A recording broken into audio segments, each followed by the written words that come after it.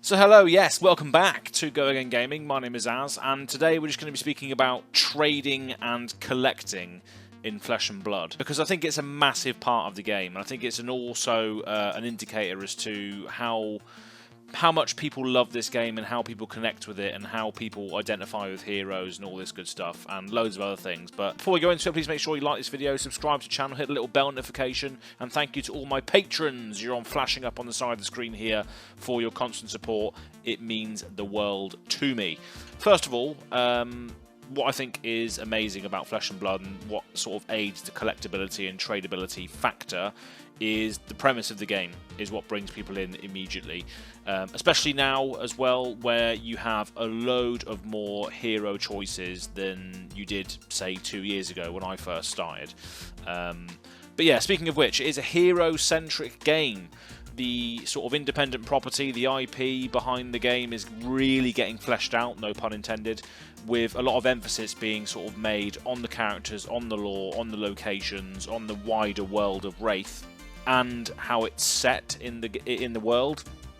And a lot of people want to see a lot more of that IP being in other media, books, TV shows and films based on all of these locations and its various characters, regions and storylines as well. So as that IP expands, people are getting, you know, more and more sort of attached to those characters and to those locations and to the world of Wraith in general, which I think has a knock-on effect to the tradability and collectability factor of this game for sure. The main point really is that Flesh and Blood cares about people's affinity for certain heroes. I mean, if you are a follower or a sort of watcher of this channel, or you sort of tune into my content from time to time, or listen to the podcast, the Living Legends podcast, or whatever, you'll know that I'm a massive Azalea fan. Absolutely love everything about the character, the way she looks, the way she presents herself, the fact that she's dressed in leather armor and that she dominates her opponents is everything that I like about a character. And the pits as well is something that I've always sort of loved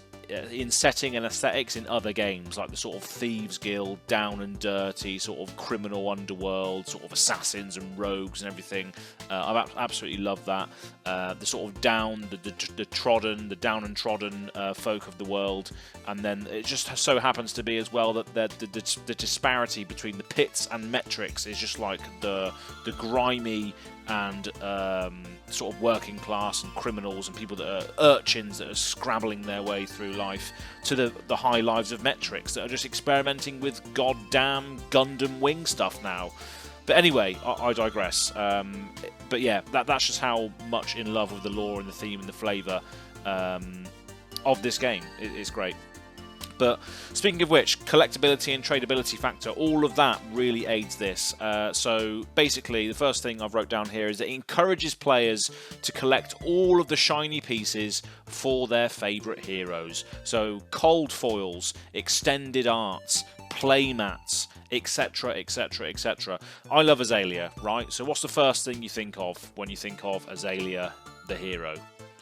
The Marvel versions, that's right. Obviously the stuff that came in the Black Label foreign print.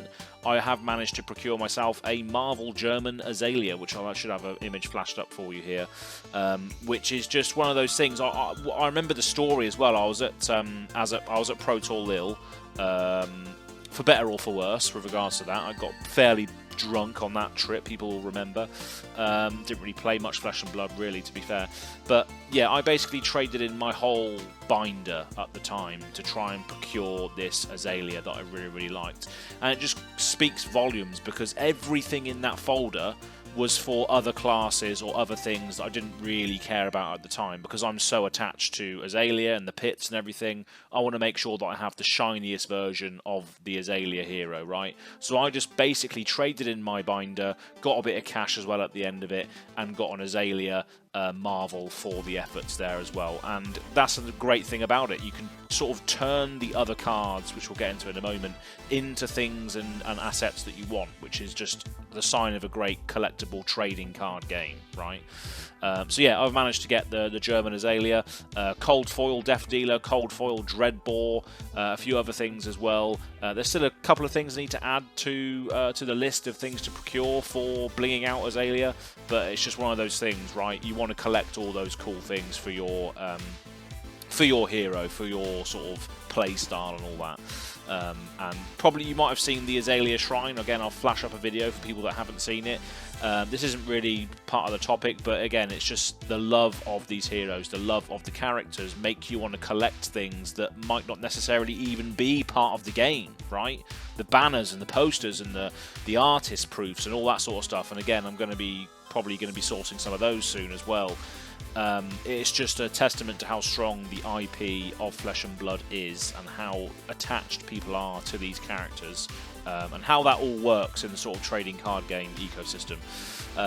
Second of all, sort of going on from the last point we made there, it allows players to trade unwanted class cards that they have acquired for cards and things that they actually want. So that encourages people to still potentially just sort of crack boxes for the experience, even if their class isn't really represented in that particular set, especially with the addition of the expansion slots as well, if that sticks around for future sets as well. But you can still swap, trade and sell the cards that you don't want in order to acquire the things that you do want. And there's a lot of things in Flesh and Blood that do hold value.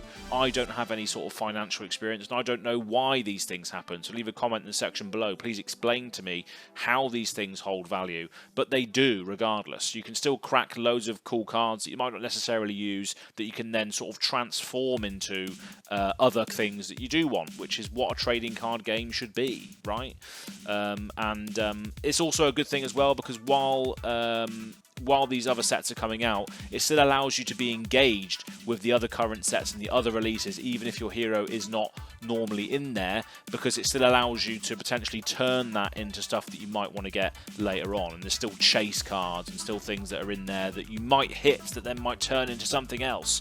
And yeah, there's a story that I used to have a Cold Foil Light of Soul. It has now been sold. I did sell it, but what I did with that money that I got from that Cold Foil Light of Soul, I then traded that. Basically, the money that I got, I then bought a Red in the Ledger playmat from flukeandbox.com. He's not sponsoring this episode, but he's a great guy. Go and check him out. He's got a load of good stuff. A couple of Red in the Ledger playmats are still on there as well. But I got one of I think they're the prize wall ones. There's no zones or anything, but I can flash up an image of the one that I got here from flukeandbox.com. But yeah, just another story that I turned a Cold Foil Light of Soul that I was never going to use into a Red in the Ledger playmat, which I'm going to absolutely love to use, right? So again, just great things. Other cards and other assets in the game turning into things that you actually want to have because you like a hero, because you like an aesthetic, whatever. Also, another thing as well, this game does encourage also, sometimes, not me specifically, but other people like to have completionism or complete sets on play sets of all cards. I know Bill from the Spiked Feeders and the Living Legends podcast does this. He likes to have play sets of all of the cards so he can play whatever hero he wants to play, which is great. So it does encourage, again, collecting play sets of those heroes, all the classes, just so if you want to play a certain class, or if there's a set that comes out and you think, oh yeah, I've got a load of cards for Mechanologist, I can just get out my play sets, collect the new play sets from the next set, and I've still got everything I need if I want to play mech, if I want to play this hero. So a lot of people will collect the play sets of the cards as well, because it just means that they can play whatever hero they want based on what the hotness is or what they've discovered at that point in time. And it's great because just in case you want to test or try out other heroes when your favourite hero achieves Living Legend or something, it means that a lot of players will be able to sort of just chop and change their heroes if they do have playsets of all the cards, which again encourages collectability. There's probably a lot more sort of pros to this whole trading card game thing, but I think Flesh and Blood does lend itself to a scenario and a situation where you just want to collect things for your favourite hero or the hero that you identify with the most, and I can definitely attest for that. I've basically got an Azalea Shrine now. Everybody sort of who knows me in the sphere, in the card game sphere, Flesh and Blood, know that I'm a massive simp for Azalea and I'm always collecting things for her. and just absolutely love it. And again, it lends itself to the whole trading and collecting conversation that we've had today. But please make sure you leave a comment in the section below as to what you feel also lends itself to why Flesh and Blood is such a great trading card collectible game. And if I've missed anything, please leave a comment. Please make sure you like this video, subscribe to the channel if you haven't done so already, and check out the Patreon if you want to help support me directly. Thanks again to all the patrons. You're flashing up in the face of the viewers now. But again, thanks very much for tuning in to Go Again Gaming, and we'll see you to do it all over again at some stage, talking about some random stuff, I imagine. There is no structure on this channel, but thanks for tuning in either way. Cheers. Whack.